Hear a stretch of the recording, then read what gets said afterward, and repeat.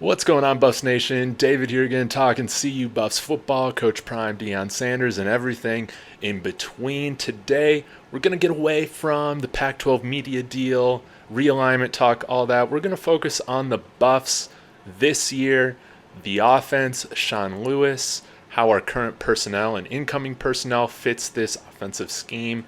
Really excited to break it down.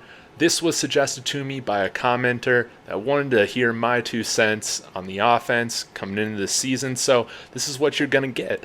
I'm going to link in the description a few videos that I found helpful, taking a look, perusing YouTube, just seeing what more information I could find on this. There are guys that break down film at a more detailed level than I ever could, so would appreciate if you go over to their channel, give them some love, and check out their stuff, because I've been learning a lot too. Now, I'm not going to right now break down, pull any film or anything like that, but based on what I have done in terms of research and looking back at these players and plays, highlights, all of that, some themes that I've noticed. Of course, if you like what I'm doing, please be sure to hit that like, subscribe, comment. All those things are really going to help me push this out to other Buffs fans, Coach Prime fans.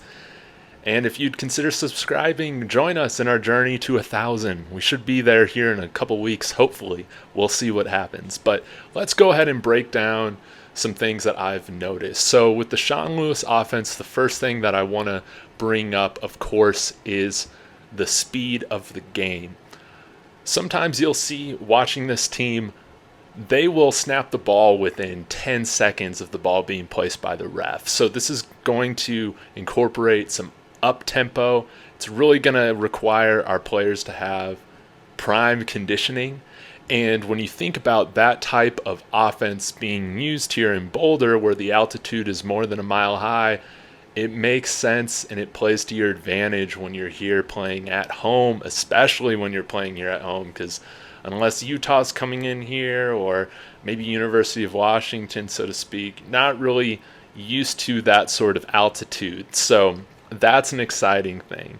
The other thing that I did want to bring up was the spacing that Sean Lewis used within his offense at Kent State. You'll notice receivers, they line up very wide.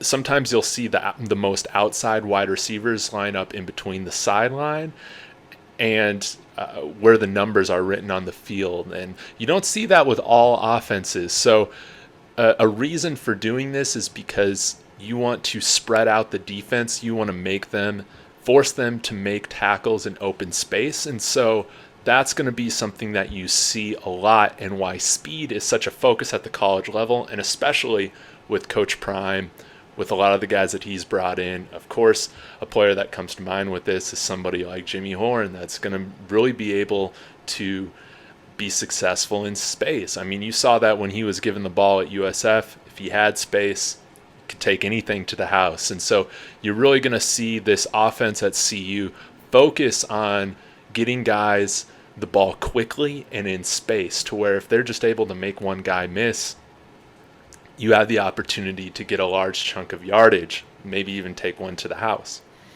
The other thing that I did want to bring up was the run game. Now, you'll see a lot if you look back at Kent State. Of course, everything's played in shotgun like most of college offenses play in, but you'll see a lot of two-back sets back there. So you'll see that a lot is put in the quarterback's hands in terms of decision making. So they'll be given a lot of options in terms of they can hand the ball off to one of the running backs. They'll kind of be like a wide run play, or he can keep it. He can follow the pulling guard or center or whoever and take that himself for like a quarterback dive. Sometimes also you'll see a pass option where you'll see a slot receiver will kind of have this option of running a shallow cross, or just really trying to find some area of space in between the levels of where the safeties and linebackers are. And so he'll have that option to throw that slant or whatever it is.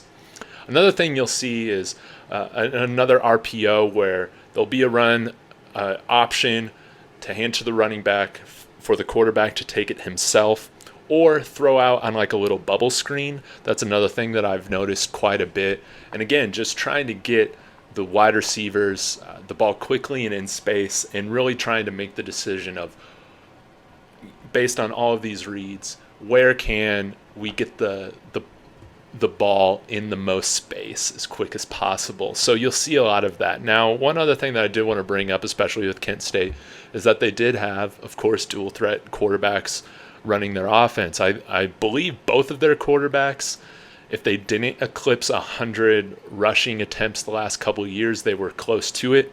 And I think Shedeur had around that mark at Jackson State as well. Might have been a little bit less. So I do think that you'll see Shedeur running the ball quite a bit. That does make me a little bit nervous, though, because a lot of the runs that you'll see with Kent State, I mean, they're right there, right around where the linebackers and defensive lines are. Not a ton of wide runs or anything like that. So in terms of keeping the quarterback healthy, I would like to see us run a little bit less. However, college quarterbacks can stay healthy more so than NFL quarterbacks when it comes to running the ball. And I'm not as worried as I would be if we're talking about an NFL team. Now, the other thing that I did want to bring up is maybe some fits for some of the guys on the offense. Now, I covered a guy like Isaiah Harge, I believe, last week, and he really specializes in finding in that slot, finding that area in between the levels of the linebackers and safeties, over the middle, where to get open, where the quarterback can target him, find that soft spot in the zone, as you've heard Tony Romo say. And then you'll see, of course, like CU's got a lot of these outside guys that bring a lot of speed. Like Adam Hopkins or Marion Miller, those are incoming guys. Of course, we have guys like Lamonius Craig or Jordan Tyson that can kind of play all over the field, but they got enough speed to play on the outside. And you'll see that with the Sean Lewis offense, where they will take, if they're given a 5-yard play, 5-yard pass each play, they'll take that, and then it's going to open up for the slot receivers or for some more intricate route combinations, some double moves to go deep to play that big play down the field game. A lot of the short stuff and the running stuff is what's going to open up downfield. So I think they got a lot of guys that can really be successful in that role. I think who I'm most excited to see, of course, within this is Jimmy Horn. I feel like he's going to be put in a lot of different spots to be successful, and his speed is elite. So very excited to see that. One question that I do have is, with my time at Kent State, or looking at Kent State, which, I mean, hasn't been much, I didn't really see them utilize the tight end much. And then when I was looking back at some of the statistics, I mean, I think their top targeted tight end had 7 or 8 catches the last couple of years. So I think you will see some growth and some development within the offense that Sean Lewis had at Kent State. It's going to look different at CU because we have arguably a top 10 tight end in college football with Shedeur Traore. So he's going to have to be utilized, I think, in a creative way that we really haven't seen before. And that's really all the 2 cents that I had to give right now on the offense. I think, again, like, the offense is going to run the ball a lot, whether that's with running backs or with the quarterback, and then kind of the passing game's going to open up because of that. So I want to know your thoughts in the comments. If you've had a chance to check out Kent State at any level, what your impressions are. Who do you feel like is going to be some of the best scheme fits that's already on the roster? Curious to know. But I do think that we'll see, all 4 of our stud running backs used. It would be nice to bring in another transfer running back, but just with how often these running backs are going to be used. But overall, I think you should expect Shedeur to really put up a lot of passing numbers, to be within a lot of these single season school records that I've talked about earlier. So again, thank you for checking out my video. Would really appreciate if you consider subscribing, and SKO BUFFS.